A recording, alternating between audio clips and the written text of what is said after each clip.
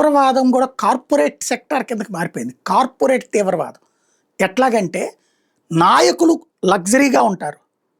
ఆ తీవ్రవాదులు వచ్చేటప్పటికి తిండికి గతి లేనోడు, బ్రతకడానికి అవకాశం లేనటువంటోడు ఉపాధి మార్గం కింద ఎంచుకుంటున్నారు. ఇదివరకు తీవ్రవాదం అంటే భావజాల వ్యాప్తి. ఇప్పుడు భావజాలం అనేది ఒక పార్శ్వం, రెండవది ఉపాధి అవకాశాలు. ఇది అక్కడ నడుస్తున్నటువంటి. లేదా భావజాలం ఉన్నవాడిని సైకలాజికల్గా బాగా ఉన్మాదిగా మార్చేసేటందుకు వీళ్ళు ఖర్చు పెడుతున్నారు. మధ్యలో ప్రీచర్స్, బోధకులని ప్రవేశపెట్టడం ద్వారా.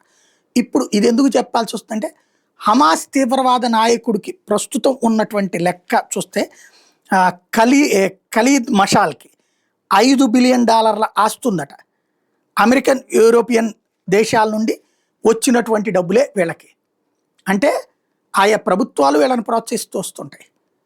అదే సందర్భంలో ఇక్కడ ముస్లిం ప్రభావితమైనటువంటి ప్రజల్లో ఎవరైతే వీళ్ళంటే అభిమానంతో భవిష్యత్తులో మతరాజ్యం స్థాపిస్తారనుకునే వాళ్ళు ఇస్తున్న డబ్బులతో, వీడేమో $5 బిలియన్ సంపద. అక్కడేమో ప్రపంచ దేశాలు తిండి కోసం వీళ్ళు బతకలేకపోతున్నారని బియ్యమో పప్పులో పులిస్తే అది కూడా దబ్బుకు పోయి తినేసేటటువంటి దరిద్రులు అక్కడ ఉన్నటువంటి హమాస్ తీవ్రవాదులు.